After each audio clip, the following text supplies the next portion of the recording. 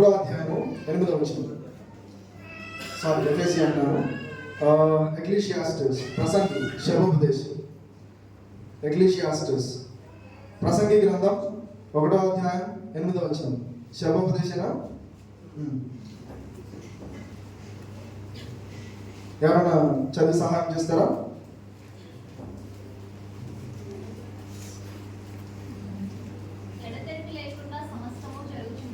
ఎడతెరిపి లేకుండా సమస్తమును జరుగుచున్నది,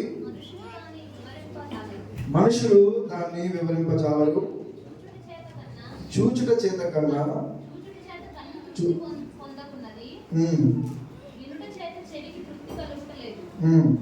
తర్వాత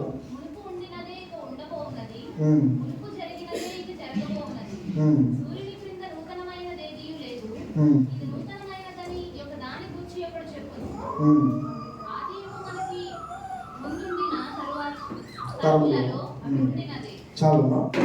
ఇక్కడ జ్ఞాని అయినటువంటి సొలొమోను కొన్ని గొప్ప విషయాలు మనకి ఇక్కడ తెలియజేస్తున్నాడు.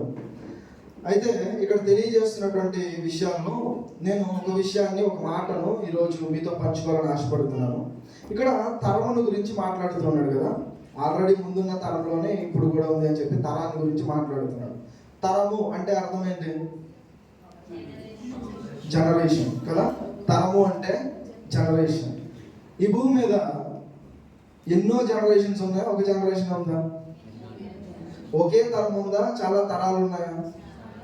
ఈ భూమి మీద ఈ తరంలో మనం అందరం కూడా ఉన్నాం కదా, సజీవులుగా ఉన్నాం. మనకంటే ముందు నివసించి ఈ భూమిని దాటి వెళ్ళిపోయిన తరాలు ఉన్నారా లేదా? మనం ఈరోజు ఈ తరంలో మనమందరము కూడా ఉన్నాము. కానీ మనకంటే ముందు ఈ భూమి మీద మనలాగానే బ్రతికి వాళ్ళ జీవితాలను ముగించుకుని ఈ లోకాన్ని దాటిపెట్టి వాళ్ళ తరాలు ముగించుకుని వెళ్ళిపోయిన వాళ్ళు ఎంతోమంది. ఉదాహరణకి మన జీవితాలు కనుక మనం ఆలోచన చేయగలిగితే, మన తాతల కాలాన్ని మనం చూసాము లేదా? గ్రాండ్ ఫాదర్స్ తర్వాత ఫాదర్స్, తర్వాత మన ఏజ్. ఇప్పుడు మనం ఎవరిని చూస్తున్నాం? పిల్లల్ని చూస్తున్నాం. ఆ పిల్లలు కూడా పెళ్ళిళ్ళు చేస్తే ఆ తర్వాత జనరేషన్ని కూడా కదా. అంటే తరము వెంబడి తరం ఏమవుతుంది? వస్తానే ఉంది. ఒక బస్ స్టాప్లో మనం నిలబడినప్పుడు ఒక బస్ తర్వాత ఇంకో బస్ వస్తా రాదా? ఒక రైల్వే స్టేషన్లో మనం నిలబడినప్పుడు ఒక ట్రైన్ తర్వాత మరొక ట్రైన్ వస్తుందా రాదా? ఏ ట్రైన్తో ఆగిపోదు, ఒకే బస్సుతో ఆగిపోదు. అలాగే ఈ భూమి మీద కూడా ఒకే తరంతో భూమి ఆగిపోవట్లేదు.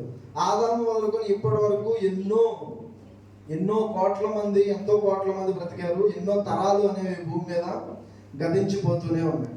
అయితే నేను చెప్పాలనుకున్న విషయం ఏంటి అంటే, ప్రతి తరంలో కూడా ఎంతో మంది పుడుతున్నారు కదా. ఈ తరంలో మనం అందరం ఉన్నాం. మనకంటే ముందు బ్రతికిన వాళ్ళు కూడా ఎంతో మంది ఉన్నారు. ఆ తరంలో కూడా ఎంతో మంది బ్రతికారు. కానీ ఎంతో మంది బ్రతికినప్పటికీ కూడా వాళ్ళ జీవితాలు ఎలా ఉన్నాయి?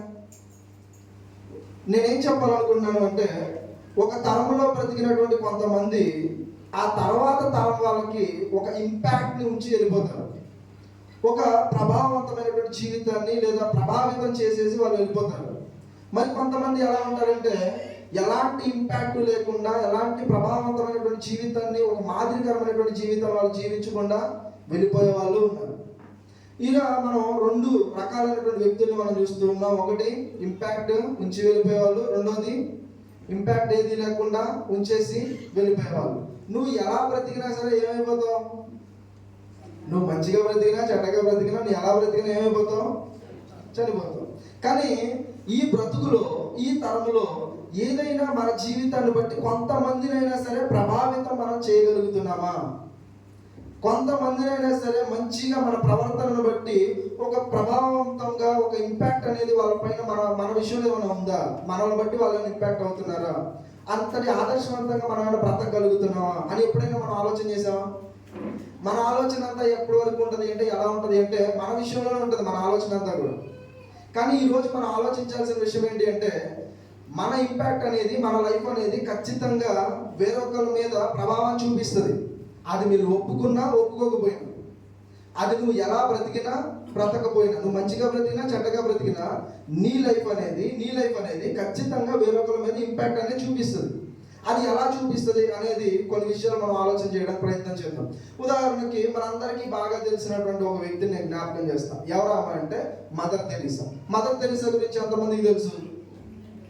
అందరికీ తెలుసు కదా.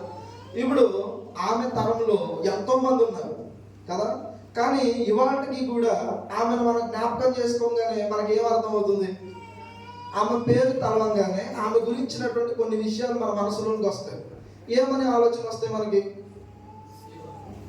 సేవ, ఇంకా ప్రేమను చూపించింది కదా. ఎంతో మందికి అనాథలను చేరదీయడం కానివ్వండి, కుష్ఠరోగులకు సేవ చేయడం కానివ్వండి, ఇలా దేవుని ప్రేమను బట్టి ఎంతో మందికి సహాయం చేసినటువంటిదిగా ఎంతో మంది జీవితాల్లో మేలులు చేసింది. ఆమె జీవితం ఒక ప్రభావవంతంగా ఎంతో మందికి మార్గదర్శకంగా ఆమె జీవించింది. సో ఇలా మన చరిత్రలో చూడగలిగితే కొంతమంది జీవితాలు అనేవి ఎంతో గొప్పగా మనకు కనబడుతూ ఉంటాయి. కొంతమంది జీవితాలు అనేవి ఇక వాళ్ళ జీవితం వాళ్ళ పాటికి వాళ్ళు జీవించడం అయిపోవడం. ఇలా మనం ఒక కుటుంబాన్ని మనం బైబిల్ గ్రంథంలో జ్ఞాపకం చేసుకోగలిగితే మొట్టమొదటిగా ఆది కాండంలో ఉన్నటువంటి ఒక కుటుంబాన్ని మనం ఈరోజు జ్ఞాపకం చేసుకుందాం. ఈరోజు నేను ఎక్కువ సమయం తీసుకోను, వాతావరణం కూడా అనుకూలంగా లేదు కాబట్టి మనం ఆది కాండంలో ఉన్నటువంటి ఒక కుటుంబాన్ని మనం జ్ఞాపకం చేసుకుందాం. ఎవరిది ఆ కుటుంబం అని అంటే ఆది కాండం 4వ అధ్యాయం, ఆది కాండంలో 4వ అధ్యాయంలో 16వ వచనంలో ఉంటారు. ఉత్పత్తి చాప్టర్ 4:16. అప్పుడు కయీను యెహోవా సన్నిధిలో నుండి బయలుదేరి వెళ్ళి ఏదెనుకు తీర్పుదిక్కున నోదు దేశంలో కాపురం ఉండెను. చదవండి. కయీను తన భార్యను కొడినప్పుడు ఆమె గర్భవతి అయి హనోకును కనెను. అప్పుడు అతడు ఒక ఊరు కట్టించి ఆ ఊరికి తన కుమారుని పేరు పెట్టి హనోకు అని పేరు పెట్టెను. హనోకుకు ఈరాను పుట్టెను. ఈరాను మహూయేలును కనెను. మహూయేలు మతూషాయేలును కనెను. మతూషాయేలు లెమెకును కనెను. లెమెకు ఇద్దరు స్త్రీలను పెళ్లి చేసుకొనెను. వారిలో ఒక దాని పేరు ఆదా, రెండో దాని పేరు సిల్లా. ఆదా ఆబాలు కనెను. అతడు పశువులు గలవాడై గుడారములలో నివసించిన వారికి మూల పురుషుడు. అతని సహోదరుని పేరు యుగాలు. ఇతడు సితారాను, సానికను వాడుక చేయి వారందరికీ మూల పురుషుడు. ఇంకా చదువుతారా? సరే, ఇక్కడ వరకు కూడా మీరు చదివారు కదా. ఇప్పుడు అందరూ చదివారా? ఓకే. ఇక్కడ ఎవరి కుటుంబం ఇది? కయ్యూను. ఓకే. ఈ కయ్యూను గురించి మీకేం తెలుసు? ఎలాంటి వాడు కయ్యూను? ఎలాంటి వాడు? తమ్ముడిని చంపినటువంటి వాడు కదా. దేశదిమ్మరిగా తిరుగుతావని దేవుడి చేత శాపాన్ని పొందుకున్నటువంటి వ్యక్తి. ఇప్పుడు ఈ కయ్యూనుకి వివాహమైంది, తనకు సంతానం కలిగారు. ఆ సంతానం యొక్క లిస్ట్ అంతా కూడా ఇచ్చాడు. ఎవరెవరు పుట్టారో ఏంటో వాళ్ళ లిస్ట్ అంతా కూడా ఇస్తున్నాడు. అలా వాళ్ళ లిస్ట్ ఇస్తూ కూడా వాళ్ళ పేర్లు చెప్తూ కూడా కొన్ని విషయాలు మనం ఈ పర్టికులర్ పోర్షన్లో మనం గమనించగలిగితే కయ్యూను యొక్క ఇంపాక్ట్ అనేది ఆ ఫ్యామిలీలో పడి ఉండదా? కయ్యూను ఎలాగైతే పితరుడు ఆయన జీవించాడో ఆ జీవితం యొక్క ఇంపాక్ట్ అనేది ఖచ్చితంగా తర్వాతి తరంలో వాళ్ళ మీద ఉండే ఉంటుంది. నిజానికి మనం కొన్ని విషయాలు కనుక ఇక్కడ గమనించగలిగితే కయ్యూను భార్యను కూడినప్పుడు ఎవరు పుట్టారంట? హనోకు పుట్టాడు. హనోకు పుట్టిన తర్వాత ఏం చేశాడు? ఆయన ఒక ఊరిని కట్టించి ఆ ఊరికి హనోకు అని పేరు పెట్టాడు. ఇంతకీ దేవునితో నడిచిన వ్యక్తి ఎవరు? అదేంటి, హనోకు కయ్యూనుకు పుట్టాడా? ఆ హనోకు వేరా, ఈ హనోకు ఈయన ఒకడే. ఇది 4వ అధ్యాయం కదా. మీరు 5వ అధ్యాయంలో చూస్తే ఆ హనోకు వేరుగా ఉంటాడు. ఓకేనా? ఆ హనోకు ఎవరు పుట్టాడు? కయ్యూను హేబేల్ని చంపేశాడు కదా. హేబేలుకు ప్రతిగా దేవుడు ఎవరిని ఇచ్చాడు? షేతునిచ్చాడు. ఆ షేతుకి పుట్టినటువంటి వారసత్వంలో వచ్చినవాడు ఎవరు అంటే హనోకు. ఓకేనా? ఆ దేవునితో నడిచిన హనోకు వేరు, ఇక్కడ చెప్తున్నటువంటి హనోకు వేరు. సో ఇక్కడ కయ్యూను తనకు బిడ్డ పుట్టగానే ఆయన ఏం చేస్తున్నాడంటే ఆ బిడ్డ పేరు మీద ఒక నగరును కట్టించాడంట. ఆ తర్వాత ఏం చేశాడు? ఆ తర్వాత ఆయన పెళ్లి చేసుకోవడం ఇవన్నీ కూడా మనకి కనబడుతూ ఉంటుంది. లెమెకు యొక్క కుమారుని కూడా మనం గమనించగలిగితే తుబల్ కయీను అంటాడు. ఓకేనా? తుబల్ కయీను, అది ఇంగ్లీష్లో ఏంటంటే తుబల్కా కయీన్. ఓకేనా? తుబల్ కయీన్. సో ఇక్కడ లెమెకు ఆయన ఏం చేస్తున్నాడు అంటే తన కుమారుడికి తన ముందున్నటువంటి పితరుడి యొక్క పేరు అనేది ఆయన పెట్టుకున్నాడు. ఇక్కడ ఈ జనరేషన్ని, ఈ కుటుంబాన్ని నేను జ్ఞాపకం చేయడానికి మెయిన్ రీజన్ ఏంటి అంటే, ఇక్కడ కయ్యూను కుటుంబంలో ఉన్నటువంటి వ్యక్తులు వాళ్ళ ప్రవర్తన ఎలా ఉంది. కయ్యూను పుట్టినప్పుడు ఆయన ఏం చేసి కయ్యూను తన కుమారుడు పుట్టినప్పుడు ఆయన ఏం చేశాడు అంటే ఆ కుమారుడి పేరు మీద ఒక నగరాన్ని కట్టించాడు.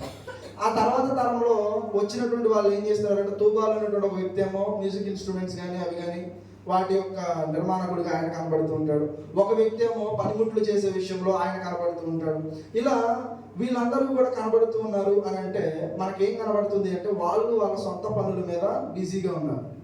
వీళ్ళకి కయ్యూని యొక్క ఫ్యామిలీకి, కయ్యూని యొక్క జనరేషన్కి, కయ్యూని తర్వాత ఉన్నటువంటి సంతతికి ఏమి చింతన లేదు అంటే దైవ చింతన అనేది లేదు, దేవుని యొక్క ఆలోచన అనేది లేదు. వాళ్ళ ఆలోచన అంతా కూడా ఎప్పుడు ఎలాగుంది అంటే ఒక నగరాన్ని కట్టించాలి, ఒక ఊరిని కట్టించాలి, ఇంకా మంచిగా ఇల్లుని కట్టించాలి, ఇంకా పనిముట్లను చేసుకోవాలి, ఇంకా అవి చేసుకోవాలి, ఇవి చేసుకోవాలి అని చెప్పి వాళ్ళు వాటి మీద వాళ్ళ మనసును ఉంచారు తప్ప దేవుని గురించినటువంటి ఆలోచన కానీ, దైవ చింతన కానీ, దైవ భయము కానీ కలిగినటువంటి కుటుంబముగా కయ్యూని కుటుంబం అనేది మనకి కనబడదు. ఈరోజు కూడా చాలా మంది పరిస్థితి ఎట్లా ఉంది అంటే, ఈరోజు మనం కూడా ఏం చెప్తున్నాం అంటే డెవలప్మెంట్ అని మనం చాలాసార్లు మాట్లాడుకుంటూ ఉంటాం కదా.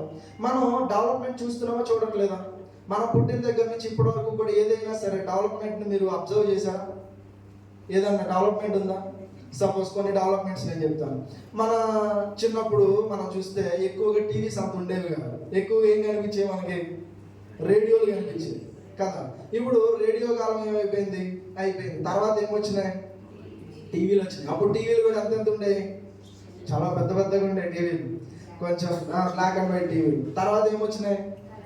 కలర్ టీవీలు వచ్చినాయి. ఆ కలర్ టీవీల తర్వాత ఏమొచ్చినాయి?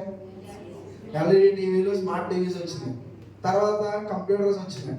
కంప్యూటర్లో ఫస్ట్ కంప్యూటర్ కనిపెట్టింది ఎవరు? Who invented the computer first? Charles Babbage. So ఆయన ఫస్ట్ దాన్ని కనిపెట్టినప్పుడు అది చాలా పెద్ద కంప్యూటర్, రూమ్ అంత ఉండేది. ఆయన సర్క్యూట్స్ కానీ అవంతా కూడా కనిపెట్టినప్పుడు. కానీ ఇవాళ కంప్యూటర్ ఎంత ఉంది? ఫస్ట్ చార్లెస్ బాబేజ్ సైంటిస్ట్ కంప్యూటర్ని ఇన్వైట్ చేసినప్పుడు దాని పరికరాలు, దాని సర్క్యూట్స్ ఇవన్నీ కూడా ఎంత ఉంటాయంటే ఒక రూమ్ ఇది మన సెట్ చేయాలని ఉండేది. అంత పెద్ద సిస్టమ్ ఉండేది ఆయన ఆపరేట్ చేసినప్పుడు. కానీ ఇవాళ సిస్టమ్ ఎంత ఉంది? అది ఎదురుంది కదా సిస్టమ్. ఇవాళ ఎంత ఉంది కంప్యూటర్? చాలా చిన్నగా ఉంది కదా. ఇదివరకు ఫోన్ మాట్లాడాలి అంటే ఓన్లీ టెలిఫోన్లోనే మాట్లాడేవాళ్ళు, ఖచ్చితంగా వైర్ కనెక్షన్ ఉండాలి. కానీ ఇవాళ వైర్ కనెక్షన్ ఉందా? Wireless connection. ఇవాళ ఇదివరకు ఏమో కీప్యాడ్ ఫోన్స్ ఉంటాయి, కానీ ఇప్పుడు ఏం ఫోన్స్ వచ్చినాయి? స్మార్ట్ ఫోన్స్ వచ్చినాయి. ఇదివరకు నిజానికి మన పెద్దోళ్ళు అనుకున్నారేమో, ఒకవేళ అనుకుని కూడా ఉండకపోవచ్చు, అరచేతిలో ప్రపంచాన్ని చూడగలమా, అసలు చూస్తామా అని. ఈరోజు మనం అరచేతిలో ప్రపంచాన్ని చూడగలుగుతున్నాం, చూడట్లేదా? అరచేతుల్లో ప్రపంచాన్ని చూడడం అంటే కదా. ఇవాళ మనం మొబైల్ ఆన్ చేయగలిగితే మనం ఇక్కడ ఉండి కూడా మన భూమికి అవతల వైపున ఎవడేం చేస్తాడో కూడా మనం చెప్పొచ్చు ఇక్కడ నుండి. ఇవాళ టెక్నాలజీ పరంగా అంత అప్డేట్ అయిపోయాం కదా. ఈ భూమి మీద ఏ నలుమూలలు ఎవరు ఎక్కడ ఉన్నా సరే వాళ్ళతో కమ్యూనికేట్ చేయగలిగినటువంటి టెక్నాలజీ ఈరోజు మనకు ఉంది. ఇప్పుడు మనం డెవలప్ అయ్యామా అవ్వలేదా? అవ్వలేదా? సో ఈ డెవలప్మెంట్ అనేది తరతరాలు మనం ఆలోచన చేయగలిగితే జనరేషన్కి ఏమవుతుంది అంటే డెవలప్మెంట్ వైపుగా మనందరం కూడా అడుగులు వేస్తూనే ఉన్నాం. కానీ ఎంత డెవలప్మెంట్ అవుతూ ఉన్నా దైవ చింతన అనేది మనుషుల్లో పెరుగుతుందో తగ్గుతుందో? దేవుని గురించినటువంటి ఆలోచన అనేది మనుషుల్లో పెరుగుతుందో తగ్గుతుందో? ఈరోజు మనిషి దేవుని గురించినటువంటి ఆలోచన కంటే టెక్నాలజీ గురించినటువంటి ఆలోచన ఎక్కువ. ఈరోజు మనిషి దేవుని మీద ఆధారపడే దానికంటే ఇతర వాటి మీద ఆధారపడేటువంటి విధానమే ఎక్కువ. ఈరోజు ఆ రోజుకి ఈ రోజుకి ఎలాంటి తేడా ఉంది అంటే ఎలాంటి తేడా కూడా లేదు. ఆనాడు కయ్యూను ఫ్యామిలీ ఎలా బ్రతికారు అంటే ఒక ఊరిని కట్టాలి, ఒక పనిముట్లను చేసుకోవాలి, ఇంకా మనం డెవలప్ అవ్వాలి, ఇంకా చేసుకోవాలి అన్నటువంటి ఆలోచనతో వాళ్ళు బ్రతికారు. ఈ రోజు ఉన్నటువంటి తరాలు కూడా ఎలా ఉంది అంటే ఇంకా కనిపెట్టాలి, ఇంకా చేయాలి అనేటువంటి ఆలోచనలు ఉన్నారు. ఇప్పుడు డెవలప్మెంట్ అనేది మంచిదే కదా. ఇప్పుడు ఏదైనా ఒక డెవలప్ చేయాలంటే, ఏదైనా ఒకటి మనం కనిపెట్టాలి అంటే అవన్నీ కూడా ఎవరి వల్ల సాధ్యమవుతాయి? ఆ జ్ఞానం ఎవరు ఇవ్వాలి? ఏదైనా ఈ భూమి మీద ఒకటి కనిపెట్టబడింది అంటే దానికి జ్ఞానం ఎవరు ఇవ్వాలి? దేవుడే ఇవ్వాలి. ఈరోజు చాలా మంది అంటారు దేవుడి కంటే కూడా సైన్సే చాలా గొప్పది, అసలు దేవుడే లేడని వాదించే కొంతమంది సైంటిస్టులు కూడా ఉన్నారు, అవునా కదా. కానీ నిజానికి సైన్స్ గొప్పదా, దేవుడు గొప్పడా? ఎలా చెప్పగలరు? సైన్స్ ఏదైనా సరే, ఈరోజు మనం చదివే బాటనీ అయినా జువాలజీ అయినా ఏదైనా సరే, ఒక సైన్స్ ఉంది అంటే ఆ సైన్స్కి ఏం కావాలంటే ఒక మెటీరియల్ కావాలి, ఒక పదార్థం కావాలి. అది లేకుండా దాన్ని అబ్జర్వ్ చేయకుండా ఏ సైన్స్ కూడా లేదు. ఉదాహరణకి వృక్షశాస్త్రం ఉంది, ట్రీస్ని అబ్జర్వ్ చేస్తారు. ఇప్పుడు ఆ శాస్త్రము ఎలా పుట్టింది? దేనిని బట్టి పుట్టింది? ఆ చెట్లను, ట్రీస్ని అబ్జర్వ్ చేయడాన్ని బట్టి, దాన్ని బట్టి వృక్షశాస్త్రం. ఇప్పుడు జంతువులు ఉన్నాయి, జంతువులను అబ్జర్వ్ చేయడం వల్ల జంతు శాస్త్రం. ఇలా మీరు చూడండి, ఈ భూమి మీద ఏదైనా సరే ఒక శాస్త్రం ఉంది అంటే, ఒక సైంటిస్ట్ ఉన్నాడు అంటే, ఆయన దేన్నైనా సరే ఈ భూమి మీద ఉన్న దాన్ని అబ్జర్వ్ చేసి ఆయన రాసుకున్నదే తప్ప లేని దాన్ని పుట్టించిన వాడు ఎవడు లేడు. కానీ దేవుడు ఎంత గొప్పవాడు అంటే, లేని దానిని కూడా ఉన్నట్టుగా పిలిచాడు ఆయన. అవునా కదా? దేవుడు, ఆయన సామర్థ్యము, ఆయన శక్తి ఎంత గొప్పది అంటే, దేవుడు ఈ సృష్టిని చేయకముందు ఈ భూమి మీద ఏమైనా ఉన్నాయా? ఏమీ కూడా లేవు. ఏ పదార్థము కూడా లేనప్పుడు, ఏది కూడా లేనప్పుడు దేవుడు తన మాట చేత సమస్తాన్ని కూడా సృష్టించాడు. సమస్తాన్ని సృష్టించి ఈ భూమిలో ఆయన పెట్టబట్టే ఈరోజు నువ్వేదైనా కనిపెడుతున్నావు. సైంటిస్టులు ఏదైనా కనిపెట్టారు అంటే అది ఆయన పెట్టబట్టే కదా.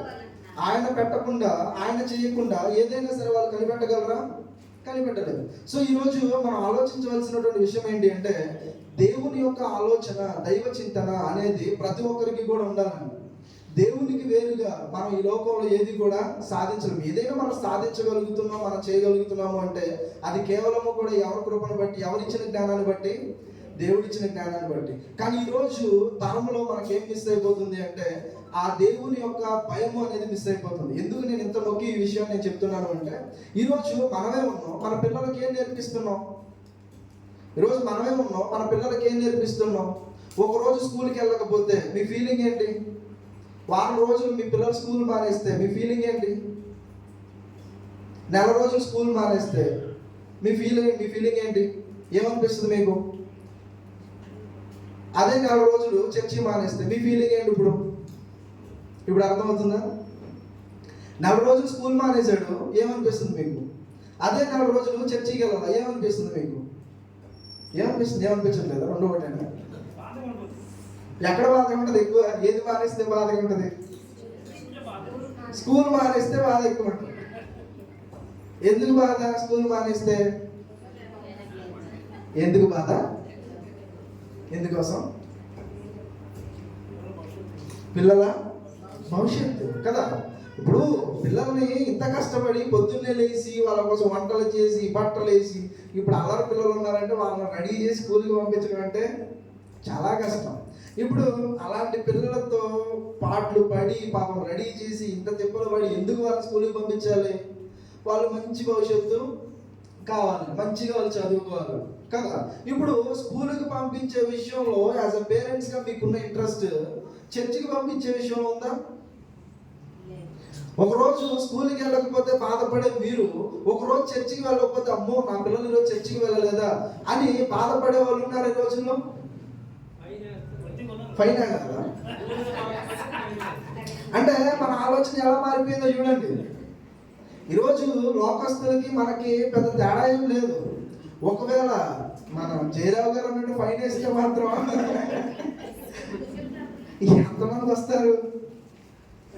ఎంతమంది వస్తారు? ఇప్పుడు చదువుకోవాలనే పిల్లలకి లేదనుకోండి, ఇప్పుడు ఫైన్ వేసినంత మాత్రాన ఏమనిపిస్తుంది అతనికి? ఏమైంది? డబ్బులు కడతా, నా దగ్గర డబ్బులు ఉన్నాయి, నేను స్కూల్కి రాను అంటాడు ఫైన్ వేస్తే. ఇప్పుడు చర్చి దగ్గర కూడా నేను చర్చికి రావసరం లేదా, నేను డబ్బులు కడితే చాలా అని అనుకుంటాడు. నువ్వు ఆ ఆప్షన్ అయినప్పుడల్లా 10 రూపాయలు కట్టమన్నావు అనుకో, వాళ్ళ అమ్మ నాన్న ఇచ్చిన డబ్బులు పెట్టుకుని ఇదిగో 10 రూపాయలు నేను ఈరోజు రానంటాడు. అప్పుడు ఏం చేస్తాం? ఫైన్ వేసి ఏంటి ఉపయోగం కదా. ఇప్పుడు మన ఎంత తెలివిగా ఉన్నా మనకన్నా తెలివిగా ఉన్నారు ఈరోజు పిల్లలు. సో ఈరోజు మన ఆలోచన ఎలా ఉందో ఒకసారి మీరు ఆలోచన చేయండి. పిల్లలు చదువు విషయంలో, స్కూల్ విషయంలో మన ఆలోచన ఎలా ఉంది, అదే దేవుని విషయంలో మన ఆలోచన ఎలా ఉంది. ఈ సెక్యులర్ ఎడ్యుకేషన్ అనేది మనకు చాలా ఇంపార్టెంట్, మన పిల్లలకు చాలా ఇంపార్టెంట్. ఎందుకంటే మంచిగా చదువుకోవాలి, ఎదగాలి, మంచి ఉద్యోగం సంపాదించాలి, ఈ సమాజంలో పేరు ప్రఖ్యాతులు సంపాదించుకోవాలి, చక్కగా వాళ్ళు బ్రతకాలన్న ఆలోచన మనకు ఉంది, మంచిదే. కానీ ఈ లోకంలో వాళ్ళు బ్రతకాలి అంటే ఖచ్చితంగా వాళ్ళ చదువు మాత్రమే కాదు, ఎవరు కూడా వాళ్ళకి కావాలి అంటే ఆ దేవుడు కూడా వాళ్ళకి కావాలి. ఈరోజు ఎంత పేరు ప్రఖ్యాతులు ఉన్నా, ఎంత డబ్బు ఉన్నా, ఎంత చదువు ఉన్నా, దేవుని భయం లేక జీవితాలను పాడు చేసుకునే ఎంతో మంది మనం చూడట్లేదు. ఎంత ప్రఖ్యాతులు ఉన్నా, ఎంత డబ్బున్నా, దేవుని భయం లేక యవనస్తులు కానివ్వండి ఎంతో మంది వాళ్ళ జీవితాన్ని పాడు చేసుకున్నప్పుడు ఎంతో మంది బాధపడుతూ ఉంటారు ఆ పిల్లల్ని చూసుకుని. కాబట్టి మనకు కావలసినటువంటి విషయం ఏంటి అంటే, మనం మన పిల్లల విషయంలో ఈ లోక జ్ఞానము కంటే మొదట దేవుని భయంలో, దేవుని జ్ఞానంలో మొదట పెంచేటువంటి విధానంలో మనం ఆలోచన చేయాలి. మొదట దేవుని యందు భయభక్తులతో ఆయన జ్ఞానంలో బిడ్డ ఎదగలిగితే ఖచ్చితంగా ఈ లోకంలో కూడా ఆయన మీకు పేరు తెచ్చేవాడుగా ఉంటాడు. దేవుని యొక్క దయలో చక్కగా ఆయన వర్ధిల్లుతాడు. మొదట నువ్వు ఆ పిల్లల్ని దేవునికే దూరం పెట్టావు అనుకోండి, ఈ లోకంలో వాళ్ళు ఎలా బ్రతకగలరు? కాబట్టి మొదటగా మన ఆలోచనను మనం మార్చుకోవాలి. మనం చదువులకు ఇచ్చేటువంటి ఆ ఇంపార్టెన్స్ అనేది మొదటగా మనం దేనికి కూడా ఇవ్వాలి, దేవునికి కూడా, సంఘానికి కూడా మనం ఖచ్చితంగా ఇవ్వాలి. ఈరోజు ఆ కయ్యూను లాంటి కుటుంబాలే, కయ్యూను లాంటి ఆ ప్రవర్తన ఈరోజు చాలా మంది జీవితాలు మనకి కనబడుతూనే ఉంది. ఇంకా మనం గమనించగలిగితే క్రొత్త నిబంధనలు ఇంకా చాలా మంది ప్రవర్తనలు ఎలా ఉన్నాయంటే, క్రొత్త నిబంధనలు కూడా హేరోదు అనేటువంటి ఒక వ్యక్తి ఉన్నాడు. ఎంతమంది తెలుసు హేరోదు? హేరోదు తెలుసా? Who is Herod? కౌన్ హేరోదు? రాజా. ఓకే, ఎంతమంది హేరోదులు ఉన్నారు? ఇప్పుడు యేసుక్రీస్తు ప్రభు పుట్టినప్పుడు చిన్న పిల్లవాడిగా ఆయన ఉన్నప్పుడు ఆయన చంపాలని చూసింది ఎవరు? హేరోదు. బాప్తిస్మం ఇచ్చి యోహాను తలగొట్టాలని చూసింది ఆ టైంలో కూడా హేరోదు. ఇంకా యేసు ప్రభు ఆరోహణమై పరలోకానికి వెళ్ళిపోయినటువంటి తర్వాత అపోస్తలుల కార్యముల గ్రంథం 12వ అధ్యాయం 1-2 వచనాల్లో కూడా అక్కడ ఒక హేరోదు మనకు కనపడతాడు. ఆయన ఏం చేశాడు? ఒకసారి చదవండి. ప్రేరితోं के काम 12వ అధ్యాయం వర్సెస్ 1 and 2. అపోస్తలుల కార్యముల గ్రంథం 12వ అధ్యాయం 1-2 వచనాలు. దాదాపు అదే కాలమందు రాజైన హేరోదు అగబు వారిలో పెట్టుకు బలాత్కారంగా పట్టుకొని యోహాను సహోదరుడైన యాకోబును ఖడ్గముతో చంపించెను. ఏం చేశాడంట? యాకోబును ఖడ్గంతో చంపించేశాడు. ఎవరు చంపించారు? ఇంతకీ ఈ హేరోదు ఎవరు? యాక్చువల్లీ హేరోదు కూడా ఏంటంటే ఒక కుటుంబం అండి. ఇప్పుడు కయ్యూను కుటుంబం ఎలాగైతే పేరు చదువుకుంటూ వచ్చామో, హేరోదు కూడా ఏంటంటే ఒక కుటుంబం నడుస్తూ ఉంటుంది. ఆ కుటుంబంలో ఉన్న వాళ్ళే హేరోదుగా మారుతారు. హేరోదు అనేది ఒక పొజిషన్. లైక్ పాత నిబంధనలో ఐగుప్తులో ఉన్నటువంటి ఐగుప్తు దేశాన్ని పరిపాలించే రాజుని ఏమనేవాళ్ళు? ఫరో అనేవాళ్ళు. ఎంతమంది రాజులు పరిపాలించినా కామన్ ట్యాగ్ ఏంటి? ఫరో. ఇప్పుడు మనకు కూడా ముఖ్యమంత్రులు ఎంతమంది వచ్చినా ముఖ్యమంత్రి అనేది ఒక పదవి కదా, ఒక పోస్ట్. పిఎం అనేది ఒక పోస్ట్. సేమ్ అట్లాగే ఫరో అన్న, హేరోదు అన్న వాళ్ళు ఏంటి అంటే ఒక పోస్ట్ అన్నమాట, ఒక పదవి, వాళ్ళకు ఉన్నటువంటి పదవి అది. అయితే ఈ హేరోదు కూడా ఏంటి అంటే మొట్టమొదటి హేరోదు నుంచి కూడా మీరు చూడగలిగితే వాళ్ళు కూడా ఏంటి అంటే అధికార దాహం కలిగిన వాళ్ళు. ఎలాగైనా సరే వాళ్ళ అధికారాన్ని నిలబెట్టుకోవాలి అని. వాళ్ళ అధికారం దాహం అని మనకు ఎలా తెలుసు అంటే, ఇప్పుడు జ్ఞానులు వచ్చి యేసు ప్రభువు గురించి అడిగినప్పుడు కూడా యూదులకు రాజుగా పుట్టినవాడు ఎక్కడ అని అడిగారు. ఇప్పుడు ఆ చిన్న పిల్లలందరినీ కూడా చంపడానికి కలిగిన రీజన్ ఏంటి? ఎందుకు చంపాలనుకున్నాడు హేరోదు? హేరోదు ఎందుకు చంపాలనుకున్నాడు యేసు ప్రభువుని? నేను రాజుగా ఉన్నాను కాబట్టి వేరొకరు రాజుగా ఉండడం ఏంటి, ఆయన అలా ఉండకూడదు అని అధికారం కోసం ఆ పిల్లల్ని కూడా, చిన్న పిల్లల్ని కూడా చంపించేసాడు హేరోదు. ఇక్కడ మనం చూడగలిగితే యాకోబుని కానీ ఇలా హేరోదు యొక్క కుటుంబం అంతా కూడా మీరు చూడగలిగితే అధికారం కోసం చాలా దుర్మార్గంగా ప్రవర్తించి ఎంతో మందిని చంపినటువంటి చరిత్ర హేరోదు మనకు కనబడుతుంది. అయితే మనం గమనించగలిగితే పాత నిబంధనలో ఉన్నటువంటి ఈ కయ్యూను యొక్క కుటుంబం యొక్క పరిస్థితి ఏమైంది అంటే, లాస్ట్ లో వాళ్ళు దైవ చింతన లేకుండా, దైవ భయం లేకుండా వాళ్ళు బ్రతికారు కదా. చివరికి వాళ్ళ పరిస్థితి ఎలాగైపోయింది అంటే, నోవాహు తరం వచ్చేసరికి నోవాహు జలప్రళయంలో ఎవరెవరు చనిపోయారు? నోవాహు జలప్రళయంలో ఎవరెవరు చనిపోయారు? మొత్తం సర్వనాశనం అయిపోయింది. ఎవరు అంటే కయ్యూను యొక్క ఫ్యామిలీ అంతా కూడా నాశనం అయిపోయింది. ఈ భూమి మీద వాళ్ళ ఆనవాళ్ళే లేకుండా మొత్తం అంతా నాశనం అయిపోయింది. కానీ నోవా తరంలో నిలబడింది ఎవరు? ఏ వంశం నిలబడింది అంటే, హేబేలుకు బదులుగా షేతుని ఇచ్చాడు కదా, ఆ షేతు వంశంలో నుంచి వచ్చిన వాడు ఎవరు? నోవా. ఓకేనా? ఆ నోవాహు తరమే, ఆ షేతు తరమే ఇప్పటికీ కూడా నిలిచి ఉంది. ఇప్పటికీ కూడా ఉన్నటువంటి తరం ఎవరిది అంటే, ఆ షేతు నుంచి వచ్చినటువంటి నోవాహు నుంచి వచ్చినటువంటి ఆ తరంలో ఉన్నటువంటి వారమే మనం నిలిచి ఉన్నాం. మరి కయ్యూను ఆయన సంతతి వాళ్ళ పరిస్థితి ఏంటి అంటే, ఏమైపోయింది? వాళ్ళ పరిస్థితి నాశనం అయిపోయింది. దేవుడు కూడా ఏంటి అంటే తన యందు నిజంగా భయభక్తులు కలిగిన వారి పట్ల ఆయన తరతరాలకి కూడా ఏం చూపిస్తాడు? తన ప్రేమను, తన వాత్సల్యాన్ని చూపించి వాళ్ళని ఆశీర్వదిస్తాడు. తన యందు భయభక్తులు లేని వారిని దేవుడు ఏం చేస్తాడు? ఖచ్చితంగా ఒక రోజు వాళ్ళకి వాళ్ళ ప్రవర్తనను బట్టి వాళ్ళకి శిక్ష అనేది విధిస్తూ ఉంటాడు. ఒకసారి మనం కీర్తన గ్రంథము 115వ కీర్తన 12 నుంచి 16 వచనాలు ఒకసారి మనం చదువుకుందాం. ఆల్రెడీ 11 అయిపోయింది. సరే నేను ముగించేస్తాను. కీర్తన గ్రంథం 115 115 Psalms 115 verses 12 to 16. యెహోవా మమ్మల్ని మర్చిపోలేదు, ఆయన మమ్మల్ని ఆశీర్వదించును, ఆయన ఇశ్రాయేలును ఆశీర్వదించును, అహరోను వంశస్థులను ఆశీర్వదించును,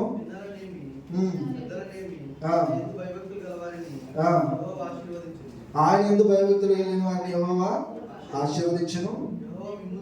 యెహోవా మిమ్మును మీ పిల్లలను వృద్ధి పొందించును.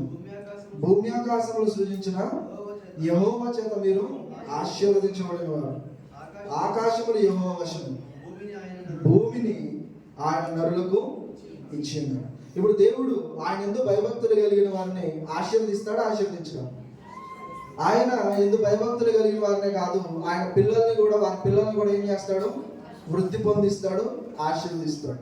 ఇప్పుడు నిజంగా ఈ తరంలో మనం దేవుని యందు భయభక్తులు కలిగి జీవించగలిగితే ఆ ఆశీర్వాదం కేవలం మనకేనా, మన పిల్లలకు కూడా? ఎలాగా? ఒకవేళ ఒక తరంలో పెద్దలు సరైనటువంటి రీతిలో నడుచుకోలేదు, వాళ్ళు తప్పుగా ప్రవర్తించారు, వాళ్ళ జీవితాలు సరిగ్గా లేవనుకోండి, వాళ్ళ ఇంపాక్ట్ అనేది, వాళ్ళ ప్రభావం అనేది వాళ్ళ మీద పడదా పడదా? ఉదాహరణ మీకు బాగా అర్థం కావాలంటే ఇశ్రాయేలు జీవితం అండి కదా. ఇశ్రాయేలు జీవితం ఉంది. ఇశ్రాయేలు జీవితం ఎలా ఉంది? వాళ్ళ ప్రభావం ఎలా ఉంది? ఉదాహరణకి ఐగుప్తు దేశం నుంచి, వాళ్ళ బానిసత్వం నుంచి దేవుడు విడిపించాడు. విడిపించినటువంటి తర్వాత ఎంతమందిని విడిపించాడంటే సుమారు 20 లక్షల మంది దాకా విడిపించాడు. అంతమందిని విడిపిస్తే వాళ్ళు ఎంతమంది కానాను దేశానికి వెళ్ళారు? ప్రామిస్ ల్యాండ్కి వెళ్ళారు. ఎవరెవరు వాళ్ళు?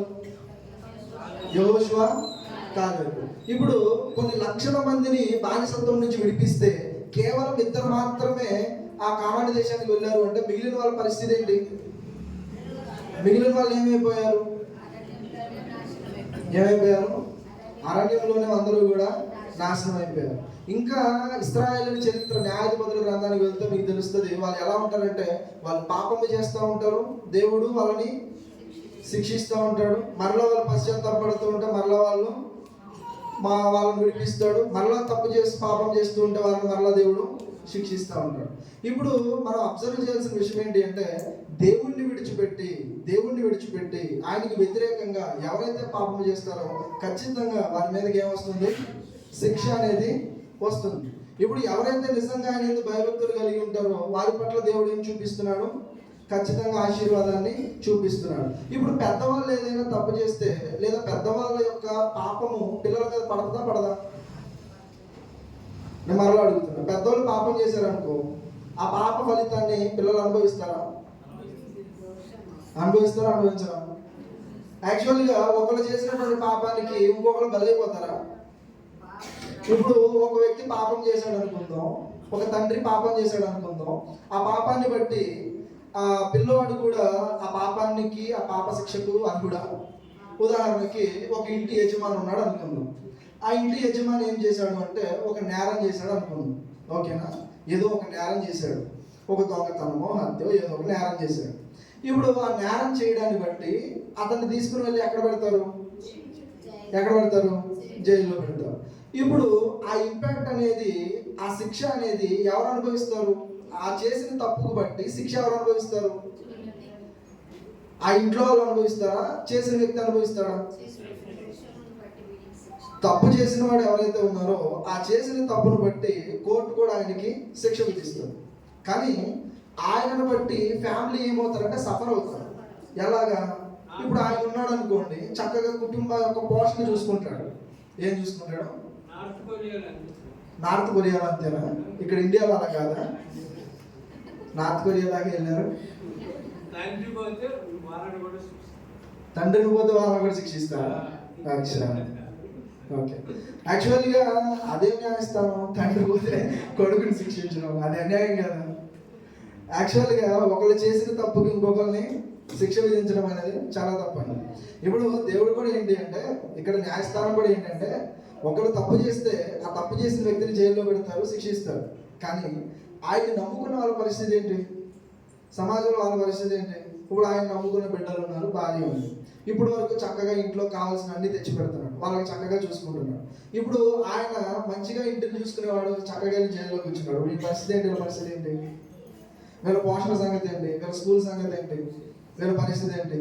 సమాజంలో వీళ్ళకు ఉన్నటువంటి మర్యాద పరిస్థితి ఏంటి? అదిగో పలానా ఆయన అలా చేశాడు, పలానా ఆయన ఎలా చేశాడు అని చెప్పి వీళ్ళ ముందు మాట్లాడుతుంటే వాళ్ళు ఆయన బట్టి వీళ్ళకి ఏమొస్తుంది అంటే, ఇదంతా ఏంటి అంటే పాపానికి తగిన శిక్ష కాదు ఇది. ఆ శిక్ష ఎవరు అనుభవిస్తారు? చేసిన తప్పుకి చేసినోడు అనుభవిస్తాడు. కానీ దాని ప్రభావాన్ని, దాని దోష శిక్షను ఎవరు అనుభవిస్తారు అంటే ఆయన వెనకాల ఉన్న వాళ్ళు అనుభవిస్తారు. ఇప్పుడు ఇశ్రాయేలు పరిస్థితి కూడా అంతే. దేవుడు వాళ్ళు చేసిన పాపాన్ని బట్టి వాళ్ళ పిల్లల్ని ఎక్కడ శిక్షించరు.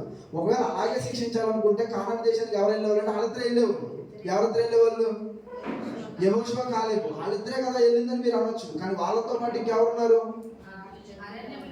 అరణ్యములో పుట్టిన పిల్లలందరూ ఉన్నారు. ఐగుప్తు దేశం నుంచి బయటకు వచ్చిన వాళ్ళందరూ చనిపోయారు. వాళ్ళకి పుట్టినటువంటి తరం ఎవరైతే ఉన్నారో, ఆ జనరేషన్ ఎవరైతే ఉన్నారో వాళ్ళు వెళ్ళారండి. ఎక్కడికి వెళ్ళారు? ఇప్పుడు ఒకవేళ వాళ్ళు చేసిన తప్పును బట్టి వేరును కూడా చంపాలనుకుంటే ఏమై ఉండేది పరిస్థితి? మొత్తం అంతా కూడా నాశనం అయిపోయారు, ఎవరు కూడా ఉండేవాళ్ళు కాదు. సో దేవుడు కూడా ఏంటి అంటే చేసినటువంటి తప్పులను బట్టి ఆ తప్పులకు శిక్ష అనేది పిల్లలకు విధించడు, కానీ ఆ దోష శిక్ష అనేది ఖచ్చితంగా వారి మీదకి విధిస్తూ ఉంటాడు. సో దేవుడు కూడా చెప్పేది ఏంటి అంటే మన క్రియలు అనేవి సరిగ్గా ఉండాలి. ఇశ్రాయేలీలు కానీ వాళ్ళ యొక్క భావజాలం ఎట్లా ఉండేది అంటే, ఎంతసేపు వాళ్ళని వాళ్ళు ఏమని చెప్పుకునేవాళ్ళు అంటే, మేము అబ్రహాము కుమారులు అని చెప్పుకునేవాళ్ళు. ఉదాహరణకు యేసు ప్రభు కాలంలో కూడా ఒక మాట మనం చదువుకుని ముందుకు వెళ్దాం. యోహాను సువార్త 8:39 చూడండి. యోహాను సువార్త, జాన్ చాప్టర్ 8:39. జాన్ 8:39 తొందరగా చదవడం ముగించేసుకుందాం. అందుకు వారు ఆయనతో, నా తండ్రి అబ్రహాం అని. యేసు ప్రభుతో వాళ్ళు ఏమంటున్నారంట? మా తండ్రి అబ్రహాము అని చెప్పుకుంటున్నారంట. నిజంగా అబ్రహాము యొక్క సంతానమే వీళ్ళైతే వీళ్ళు ఎలా ఉండాలి? ఇశ్రాయేలు యొక్క గర్వం ఏంటి అంటే, దేవుడు అబ్రహామును పిలుచుకున్నాడు, అబ్రహాము సంతానమే మేము దేవుని పిల్లలము, వారసులం అన్నటువంటి గర్వం వాళ్ళకు ఉంది. కానీ అబ్రహాముకు ఉన్నటువంటి విశ్వాసం కానీ, అబ్రహాము చూపినటువంటి ఆ ప్రేమ క్రియలు కానీ, ఆ విశ్వాసానికి తగినటువంటి క్రియలు కానీ ఎవరిలో లేవు? ఇశ్రాయేలీలో లేవు. పేరుకి మాత్రం వాళ్ళు ఏం చెప్పుకుంటారంటే, మేము అబ్రహాము సంతానం అని చెప్పుకుంటారు. పేరుకి చెప్పుకుంటే ఫలితం ఉందా? ఏమైనా ప్రయోజనమా? దానికి తగ్గట్టుగా నడుచుకుంటే ప్రయోజనమా? ఇంకా మీకు అర్థం కావడానికి, ఒక ట్యాక్స్ కలెక్టర్ ఉన్నాడు, అన్యాయంగా పన్నులు వసూలు చేసేటువంటి ఒక వ్యక్తి ఉన్నాడు. ఆ వ్యక్తి చాలా అన్యాయంగా జనాలను పీడించి మరి డబ్బు తీసుకుంటా ఉంటాడు. అలాంటి వ్యక్తితో యేసు ప్రభు మాట్లాడంగానే ఆయన మారు మనసు చెందడాన్ని బట్టి వెంటనే ఆయన ఏమంటాడు అంటే, నిజముగా ఇతడు అబ్రహాము. ఎవరితో అన్నాడు ఆ మాటని? పొట్టి జక్కయ్యతో అన్నాడు. జక్కయ్యతో అన్నాడు. ఇప్పుడు జక్కయ్యతో యేసు ప్రభు ఆ మాట అనడానికి రీజన్ ఏంటి? నిజముగా ఇక్కడ అబ్రహాము కుమారుడి అనడానికి రీజన్ ఏంటి? ఇప్పుడు దాకా ఇంత చదివిన దాంట్లో వాళ్ళు చెప్పుకుంటున్నారు ఏమని? మేము అబ్రహాము సంతానం, మేము అబ్రహాము పిల్లలు అని.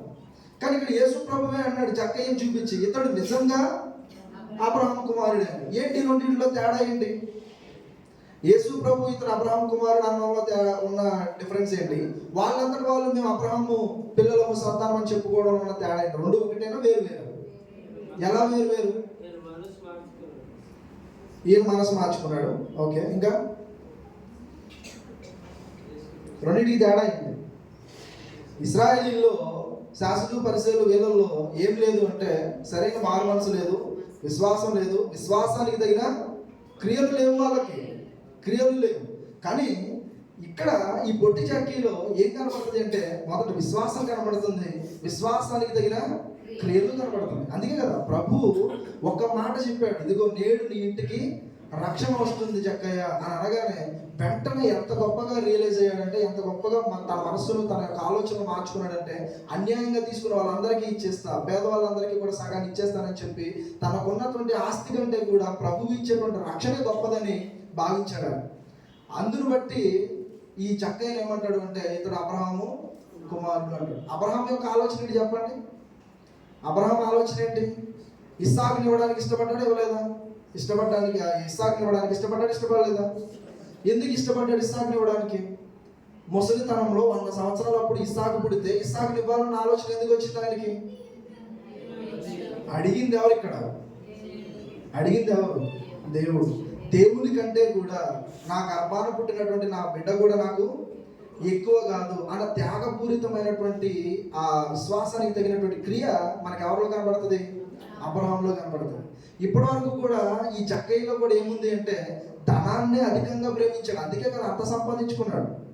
ధనం ఉంటే చాలు, ఇంకా ఏది నాకు అవసరం లేదు అని అంత గొప్పగా దానికోసం బ్రతికినటువంటి ఆ వ్యక్తి ప్రభు మాటను బట్టి దీనికంటే కూడా ప్రభు ఇచ్చే రక్షణ నా గొప్పది, నేను ఎంత సంపాదించినా ఆ రక్షణ నేను కొనుక్కోలేనని భావించి దాన్ని అంతటిని విడిచిపెట్టి రక్షణకు విలువనిచ్చాడు. ఆయన ఇంటికైనా రక్షణను సంపాదించుకున్నాడు. అబ్రహాము యొక్క క్రియలు ఇతనిలో కూడా కనపడ్డాయి. ఈరోజు మన క్రియలు ఎలా ఉన్నాయి? దేనికి మనం విలువనిచ్చే వాళ్ళగా ఉన్నాం? దేనిని మనం గొప్పదిగా చూస్తున్నాం?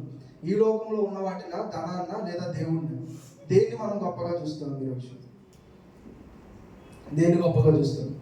ఈరోజు మనం ఆలోచించవలసిన విషయం ఏంటి అంటే మనం విశ్వాసులుగా ఉండాలి.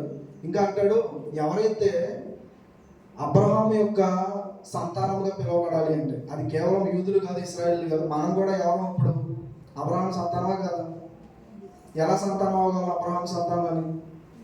అబ్రహాము ఉంచినటువంటి విశ్వాసం, ఏదైతే విశ్వాసం ఉంచాడో మనము కూడా అలాంటి విశ్వాసాన్ని కనుక మనం కనపరచగలిగితే నిజం కూడా మనం కూడా అబ్రహాంకి కుమారులుగానే ఉండగలుగుతాం. సో కాబట్టి విశ్వాసానికి తగినటువంటి క్రియలు అనేవి మనం చూపించాలి. ఒకవేళ మనం క్రైస్తవులుగా ఉండి ఆదివారం సంఘానికి వచ్చి చర్చికి వచ్చి విశ్వాసానికి తగినట్టుగా మనం బ్రతకకుండా, క్రైస్తవ జీవితాన్ని బ్రతకకుండా, క్రియలు లేకుండా మనం బ్రతికితే దానివల్ల ఫలితం ఏంటి? క్రియలు లేకుండా మన విశ్వాసం ఉంది అని చెప్పుకుంటే ఫలితం ఏంటి? అదేమైపోద్ది? క్రియలు లేని విశ్వాసం ఏంటి? మృతం. ఒకవేళ మన పరిస్థితి ఎట్లా ఉంటుంది అంటే నేను ఆల్రెడీ చెప్పాను కదా, మనం ఎదుటి వాళ్ళని ఇంపాక్ట్ చేయాలి, ప్రభావితం చేయాలి. ఆల్రెడీ బ్రతికి ఉన్న వాళ్ళు ముందు గడిచిపోయినటువంటి వాళ్ళ యొక్క ప్రభావం అనేది మన మీద పడుతుంది అని మనం చెప్పాం కదా. ఇప్పుడు మన జీవితాల్లో కూడా కొన్ని మనం ఆలోచన చేయగలిగితే, ఉదాహరణకి మన సంఘంలో ఉన్నారు కదా చాలామంది పెద్దలు, ఇప్పుడు ఈ తరంలో లేనటువంటి పెద్దలు మన ఇజ్రాయేల్ గారు అంతకుముందు జ్ఞాపకం చేశారు ముందున్నటువంటి తరాన్ని. ఎవర తరం? ఈ సంఘానికి పునాదులుగా నిలిచి ఈ సంఘము నిలబడడానికి కారకులుగా నిలిచినటువంటి పెద్దలుగా ఉన్నటువంటి వారు. ఆ తరం ఎవరు? కొంతమంది పేర్లు చెప్పండి. పెద్ద వెంకటయ్య గారు, చిన్న వెంకటయ్య గారు, ఇంకా నరసింహులు గారు, ఇంకా పాస్టర్ డేవిడ్ గారు, ఇంకా డేవిడ్ రాజు గారు, ఇంకా నన్ను కూడా పాత గాబ్రియల్ గారు, ఇంకెవరు ఉన్నారు మా పెద్దవాళ్ళు?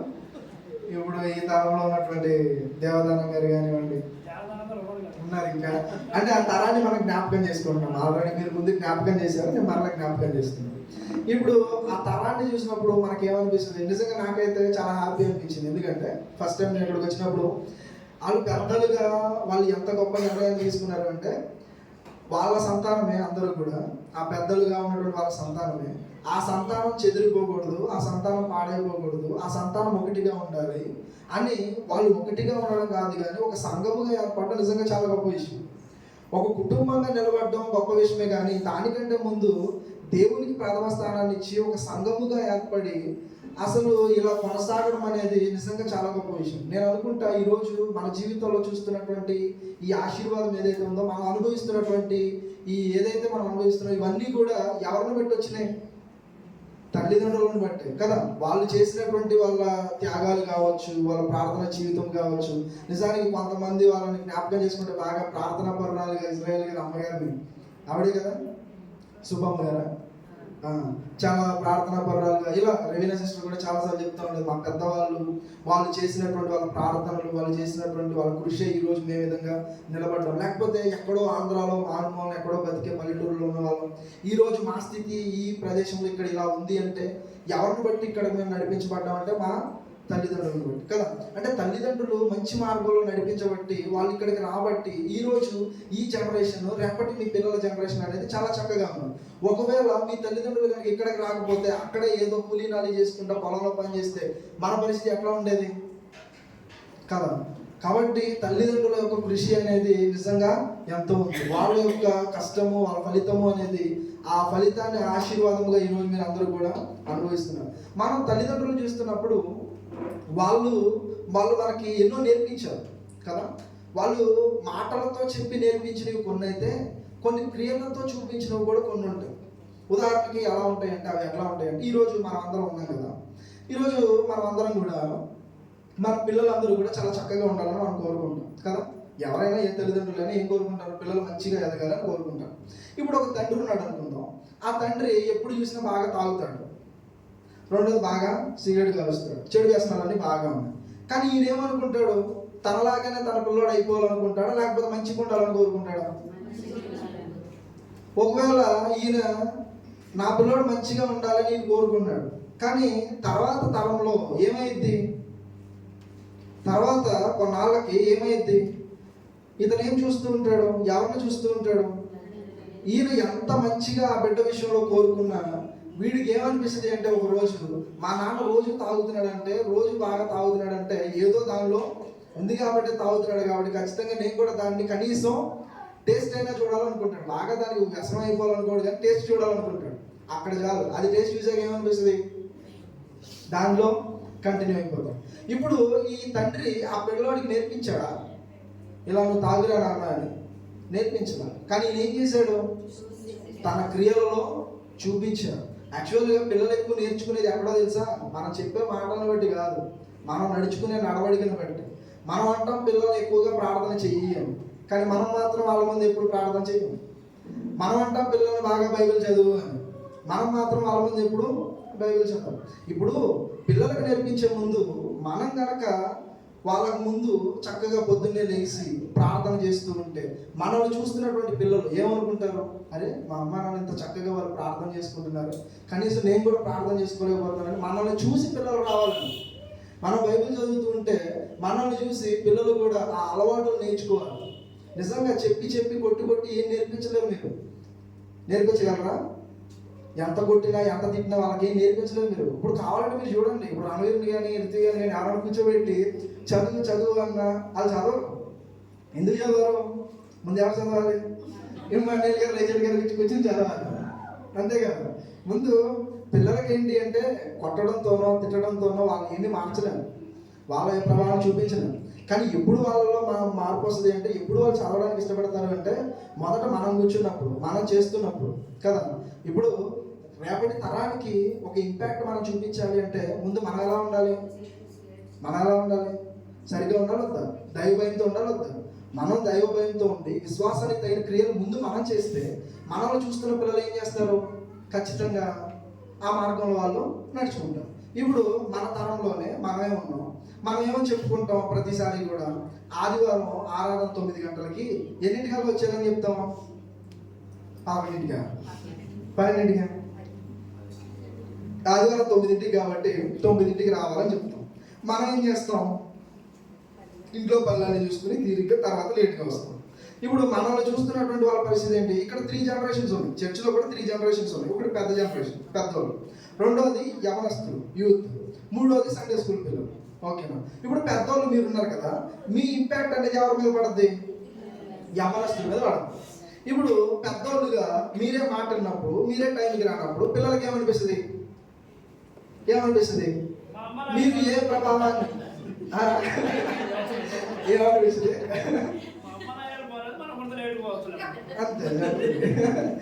అంతే కదా. ఇప్పుడు మా అమ్మా నాన్నకే తొందర లేదు, మా అమ్మా నాన్ననే తొందరగా ముందెళ్ళాలని ఆలోచన లేదు, ఇంకా నేనేం ఏం చేస్తానని ఆలోచన వస్తుంది. అంతేనా కదా.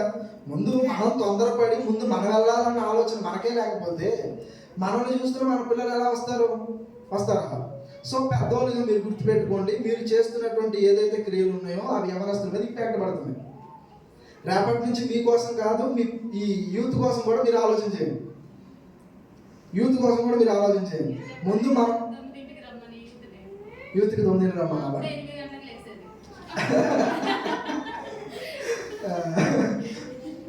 సో కాబట్టి నేను చెప్పే విషయం ఏంటి అంటే, పెద్దవాళ్ళుగా మన క్రియలను బట్టి మనం ఒక ఇంపాక్ట్ అనేది వాళ్ళకి ఇచ్చేస్తున్నాం, ఒక సెట్ ఆఫ్ మైండ్ వాళ్ళకి ఇచ్చేస్తున్నాం. కాబట్టి వాళ్ళ మైండ్ సెట్ మారాలి అంటే ముందు మనం మారాలి. పెద్దవాళ్ళకి ముందు మనం మారితే టైంకి మనం రావడం, మనం భక్తిగా ఉండడం, మన విశ్వాస క్రియలను మనం మంచిగా ఒక మాదిరిగా మనం జీవించగలిగితే ఈ పిల్లలు ఏమనుకుంటారంటే, అరే పెద్దోళ్ళు అయి ఉండి వయసులో పెద్దోళ్ళు వాళ్ళే ఇంతగా టైం పంక్చువాలిటీ మెయింటైన్ చేస్తుంటే పిల్లలు మనం మెయింటైన్ చేయడానికి ఏంటని వాళ్ళకి మనసు కలిగి వాళ్ళు రావడానికి ప్రయత్నం చేస్తారు. ఇప్పుడు యవనస్తులు ఉన్నారు, వీళ్ళు ఎంతమంది చిన్నపిల్లలు ప్రభావితం చేయగలుగుతున్నారు? ఇది కూడా క్వశ్చన్. ఇప్పుడు యువతగా ఉన్నటువంటి వీళ్ళు ఎవరిని ప్రభావితం చేయాలి? చిన్నపిల్లలు, సండే స్కూల్ పిల్లల్ని. ఇప్పుడు అందుకే కదా చాలా మంది సండే స్కూల్ లీడ్ చేస్తున్నారు. ఎందుకు వీళ్ళకి ఛాన్స్ ఇవ్వడం కూడా రీజన్ ఏంటి అంటే, వీళ్ళు ప్రభావితం చేయగలగాలి, వీళ్ళ అనుభవాలు పంచుకోవాలి, దేవుని మాటలు పంచుకోవాలి. చక్కగా సండే స్కూల్ పిల్లలందరూ దేవుళ్ళు ఎదగాలి అంటే వీళ్ళ ఇంపాక్ట్ అనేది ఆ చిన్నపిల్లల మీద ఎక్కువగా ఇంపాక్ట్ ఎవరు కనపడతారంటే యవనస్తులు కనపడతారు. వీళ్ళు ఈ చిన్నపిల్లలందరూ ఎవరిని ఫాలో అవుతారంటే, ఇదిగో అన్నయ్యలు అక్కలని వీళ్ళనే ఫాలో అవుతారు. ఇప్పుడు వీళ్ళు సరిగ్గా లేరనుకో ఎలా ఉండదు పరిస్థితి? ఇప్పుడు యూత్ అందరికి నేను చెప్పేది ఏంటంటే, మీరు మీకోసం కాదు, రేపటి తరం దాని గురించి కూడా మీరు ఆలోచించండి. సండే స్కూల్ పిల్లల గురించి కూడా ఆలోచించండి. ఈ రోజు నేను తప్పు చేస్తే, ఈ రోజు నా ప్రవర్తన సరిగ్గా లేకపోతే నన్ను ఫాలో అయ్యే వాళ్ళ సంగతి ఏంటి? ఈ రోజు నేను సరిగ్గా నడుచుకోకుండా వాళ్ళకి నేనేం చెప్పగలను? ఇవన్నీ ఆలోచన చేయగలిగితే రేపటి తరం ఇంకా బాగుంటుంది. మొన్న మనోజ్ గారి ఇంట్లో ప్రేయర్ జరిగినప్పుడు ఒక జనరేషన్ గ్యాప్ వచ్చిందంట. జనరేషన్ గ్యాప్ దేని గురించి మాట్లాడారంటే, ఆయన యూత్గా ఉన్న టైంలో చాలామంది యూత్ ఉన్నారు, కానీ ఆ తర్వాత ఆ కొనసాగింపుగా ఆ సేమ్ ఏజ్లో నెక్స్ట్ జనరేషన్ లేకుండా పోయింది. అంటే చాలా గ్యాప్ వచ్చేసిందంట. ఇప్పుడు మనోజ్ గారి వయసు ఆ యవనస్తులు వాళ్ళు ఉన్నారు, కానీ ఆ తర్వాత కొంచెం తక్కువ వయసులో ఎవరు లేరు, ఇంకా చాలా చిన్నపిల్లలు అయిపోయారు. దానివల్ల కమ్యూనికేషన్ కానీ దాని కూడా చాలా గ్యాప్ వచ్చిందని మన డిస్కషన్ జరిగింది. అంటే మన ప్రభావం అనేది ఏంటి అంటే, వాళ్ళు యవనస్తులుగా సంఘం కోసం చాలా కష్టపడినటువంటి అనుభవాలు వాళ్ళు కూడా చాలాసార్లు పంచుకుంటూ ఉంటారు. అదే అనుభవాలను, వాళ్ళు కష్టపడిన విధానాన్ని వాళ్ళు చెప్తున్నప్పుడు యవనస్తులకి ఏమనిపిస్తుంది? వాళ్ళు ఏం చెప్తారంటే, ఇదిగో ఏదైనా క్రిస్మస్ వచ్చిందన్నా, ఏదైనా ప్రోగ్రామ్స్ జరిగినాయి అన్నా, నైట్ 12 అయినా 1 గంట అయినా చర్చిలోనే ఉండేవాళ్ళం, ఇలా మేము కష్టపడేవాళ్ళం, అలా మేము చేసేవాళ్ళం. ఇప్పుడు వాళ్ళ అనుభవాలు మనం చూస్తున్నప్పుడు మనకి ఏమనిపించాలి? యవనస్తులకు కానీ పిల్లలకు కానీ, అరే వాళ్ళు సంఘం కోసం, పని కోసం ఒక కార్యక్రమం సంఘంలో జరిగినప్పుడు ఇంతగా వాళ్ళు కష్టపడినప్పుడు మనం ఎంత కష్టపడాలి, మనం ఇంకెంత టైం స్పెండ్ చేయాలి దేవుని పని కోసం. ఇలాంటి ఇంపాక్ట్ అనేది ఖచ్చితంగా ఇవ్వగలగాలి, మన క్రియల్లో మనం చూపించగలగాలి. అప్పుడే కదా బాగుండేది. సో నేను కోరుకునేది ఏంటంటే, ఆల్రెడీ ఒక జనరేషన్ అయిపోయింది. నేను అనుకుంటున్నా గతించిపోయిన జనరేషన్ అనేది, ఆల్రెడీ దాటి వెళ్ళిపోయిన జనరేషన్ అనేది మీ మీద చాలా మంచి ఇంపాక్ట్ ఉంచిందని నేను అనుకుంటున్నా, చాలా మందిని ప్రభావితం చేసిందని నేను అనుకుంటున్నాను. ఇప్పుడు నేను ఆశించేది ఏంటంటే, ప్రెజెంట్ ఉన్న మీరు ఈ జనరేషన్ ఎంతోమందిని ప్రభావితం చేయాలి. ఎంతోమందిని కాకపోతే కనీసం మన సంఘంలో ఉన్న యవనస్తులను మీరు ప్రభావితం చేయగలగాలి. ఇంకా యవనస్తులు నేను కోరుకునేది ఏంటంటే, మీరు ఖచ్చితంగా ఎవరిని ప్రభావితం చేయాలి? సండే స్కూల్ పిల్లలు. నిజంగా ఇలా ఒకరినొకరు ప్రభావితం చేసుకుంటా మన విశ్వాసంతో క్రియలు మనం నడుచుకుని ఎంత బాగుంటుంది అసలు. మనం సరిగ్గా ఉంటూ మన పిల్లలకి నేర్పించుకుంటూ వాళ్ళ పిల్లలు నేర్పించుకుంటా ఉంటే నిజంగా చాలా బాగుంటుంది. ఇప్పుడు నిజంగా దేవుని యందు భయభక్తులు కలిగి జీవించడం అంటే ఇదేనండి. తరతరాలకు దేవుని ఆశీర్వాదం అంటే ఇదే. మన భయభక్తుల్లో ఉంటూ అలా నడుచుకునే విధానం మన పిల్లలకు నేర్పించగలిగితే నిజంగా ఆ దేవుని దీవెనల ఆశీర్వాదాలు అనేవి మెండుగా ఉంటాయి. సో మన జీవితంలో మన మాదిరి, మన ప్రవర్తన ఎప్పుడు కూడా ఎవరిని పోలి ఉండాలంటే అల్టిమేట్గా యేసు ప్రభునే. ఎందుకంటే మనకు అన్ని విషయాల్లో కూడా ఆయన ఈ లోకంలో జీవించినప్పుడు మాదిరి ఉంచిపోయాడు, మాటలోనే కానీ ప్రవర్తనలోనే కానీ అన్నిటిలో కూడా. కాబట్టి ప్రభువునందు విశ్వాసం ఉంచిన మనం అందరము కూడా ప్రభువుని మాదిరిగా చేసుకుని మనం అందరం కూడా మంచిగా మన ప్రవర్తనలో క్రియల్లో మనం మంచిగా ఉందాం. ఆ దేవుని యొక్క దీవెనల ఆశీర్వాదాలు మనం పొందుకుందాం. ఒకసారి అందరూ కూడా లేచిన తర్వాత చిన్న ప్రార్థన చేసుకుందాం.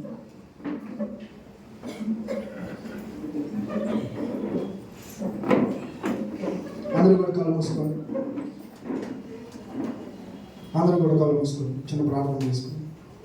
ఇప్పటి వరకు వినబడిన మాటలన్నీ కూడా, ఇప్పటి వరకు ఏదైతే మీరు విన్నారో విన్న మాటలను ఒకసారి మనం జ్ఞాపకం చేసుకుందాం. ఈరోజు వాక్యం ద్వారా దేవుడు మీతో ఏం మాట్లాడాడో, ఈరోజు ఏదైతే మన జీవితాల్లో సరి చేసుకోవాల్సినవి ఉన్నాయో ఒకసారి వాటి గురించి మనం ఆలోచన చేద్దాం. ఈ లోకంలో ఈ భూమి మీద మనలాగా ఎంతోమంది జీవించి వాళ్ళ జీవిత కాలాన్ని ముగించుకొని ఎంతోమంది వెళ్ళిపోయారు. తరము వెంబడి తరము ఈ భూమి మీద గతించిపోతూనే ఉంది. కానీ ఎప్పుడైనా మనం ఆలోచన చేసామా మన జీవితం ఎవరినైనా సరే ప్రభావితం చేయగలుగుతుందా అని? ఎప్పుడైనా ఆలోచన చేసావా మన క్రియలే రేపటి తరానికి పాఠాలు నేర్పిస్తున్నాయి అని? ఒక్కసారి మనం ఆలోచన చేద్దాం. ఈరోజు ఈ విలువైన మాటలు దేవుడు నీకు ఎందుకు వినిపిస్తున్నాడు అంటే కేవలం ఏదో ఈ లోకంలో పుట్టామన్నది కాదు, కానీ దేవుడు ఈ జీవితాన్ని, ఎంత విలువైనటువంటి ఈ జీవితాన్ని నీకు ఇచ్చినప్పుడు రేపటి తరానైనా సరే దేవుళ్ళో నిలబెట్టగలిగినటువంటి స్థితిలో నీవు ఉండాలన్నది దేవుని ఆలోచన. నిజముగా నీవు విశ్వాసానికి తగినటువంటి క్రియలు నువ్వు చేయగలిగితే అబ్రహాం యొక్క కుమార్తెగా, కుమారుడిగా నువ్వు పిలువబడతావు. త్యాగపూరితమైనటువంటి ఆ ప్రేమ, దేవునికి ప్రథమ స్థానాన్ని ఇచ్చేటువంటి ఆ విలువ నిజంగా నీలో ఉంటే నిజముగా నీ జీవితం ఎంతో గొప్పగా వెలిగించబడుతుంది. నీవు మాత్రమే కాదు కానీ రేపటి నీ తరానికి ఒక మంచి ఇంపాక్ట్ నువ్వు ఇచ్చేయాలి. మన మధ్యలో లేని ఎంతో మంది మన పితరులు, వాళ్ళ జీవితాలు నేటికి మనకు ఎంతో ఆదర్శం. ఏమీ లేని కాలంలో ఎంతో బాధలు ఎదుర్కొని, ఎన్నో శ్రమలు ఎదుర్కొని ఒక సంఘాన్ని కట్టే విషయంలో, ఈ సంఘాన్ని నిలబెట్టే విషయంలో, తరాన్ని నడిపించే విషయంలో ఆ పెద్దలు చూపినటువంటి మాదిరి ఈ రోజుకి మనకు నిజముగా ఎంతో ఆదర్శవంతం. అలాంటి పెద్దల్ని మనం జ్ఞాపకం చేసుకుంటాం. ఈ తరంలో మనం పెద్దలుగా ఉన్నాం కనుక రేపటి తరానికి మనము కూడా ఒక మంచి మాదిరిని ఇవ్వాలి. అలా ఒక తరము వెనకాల ఒక తరము ఒక మంచి మాదిరిని ఇచ్చుకుంటూ, ఒకరి యందు ఒకరు ఆనందిస్తూ, చక్కగా ఒకరొకరు ప్రోత్సహించుకునే స్థితిలో ఉంటే దేవుని యొక్క దీవెనలు నిండుగా ఉంటాయి. దేవుడి లేఖనం తెలియజేసినటువంటి విధముగా యెహోవా యందు భయభక్తులు కలిగిన వారు నిశ్చయముగా ఆయన ఆశీర్వదిస్తాడు. తరతరములను కూడా ఆయన ఆశీర్వదిస్తాడు. వారి పిల్లలను ఆయన వృద్ధి చెందిస్తాడు. నిజముగా భయభక్తులు కలిగిన వారిగా మనం ఉన్నావా? మన పిల్లల ముందు మన క్రియలను, మన సత్క్రియలను, మన విశ్వాసానికి తగినటువంటి క్రియలను మనం కనపరచగలుగుతున్నావా? ఈరోజు ఒకసారి మనల్ని మనం పరిశీలన చేసుకుందాం. ఒకవేళ మనలో ఏదైనా సరి చేసుకోవాల్సి ఉంటే మనం సరి చేసుకుందాం. మన ప్రార్థనా జీవితం కావచ్చు, దేవునికి ఇచ్చే సమయం విషయంలో కావచ్చు, దేవుని వాక్యాన్ని ధ్యానించే విషయంలో కావచ్చు, ఒక్కసారి మనల్ని మనం పరిశీలన చేసుకుందాం. మనమే మన పిల్లలకు మార్గదర్శకంగా ఉండాలి. మన సంఘంలో ఎంతోమందిని మనం ప్రభావితం చేయగలిగాం. లోకంలో ఉన్న వాళ్ళు చూసి వాళ్ళు కూడా దేవుడిని మహిమపరిచే వారిలాగా ఉండాలి. అలాంటి సత్క్రియలు మనం కలిగి ఉండాలి. ప్రార్థన చేసుకుందాం. పరిశుద్ధమైన తండ్రి, ప్రేమ కలిగిన మా ప్రభువా, ఈరోజు ఈ వాక్యము ద్వారా మీరు మాతో మాట్లాడిన విధానం బట్టి మీకు స్తోత్రాలు తండ్రి. పెద్దబడిన ఈ మాటలు ప్రతి ఒక్కరి హృదయంలో నాయన ఫలించడానికి సహాయం దయచేయండి.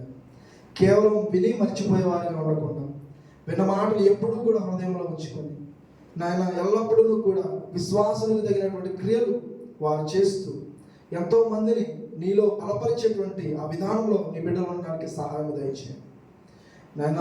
ఇక్కడ చేరినటువంటి బిడ్డలను, ఈ వాక్యం ఉన్నటువంటి ప్రతి ఒక్కరిని కూడా మీరు ఆశీర్వదించండి. తరతరములను కూడా మీరు దీవించి ఆశీర్వదించే దేవుడు ఉన్నారు కనుక మీకు స్తోత్రం తండ్రి. ఈ వాక్యము నాయన ప్రతి ఒక్కరు హృదయంలో ఫలిస్తూ ఇంకా మంచిగా ఆత్మీయంగా ప్రతి ఒక్కరు బలపడడానికి సహాయం దయచేయండి. యేసుక్రీస్తు పరిశుద్ధమైన ప్రార్థన అడిగి పెట్టుకొచ్చున్నాను తండ్రి.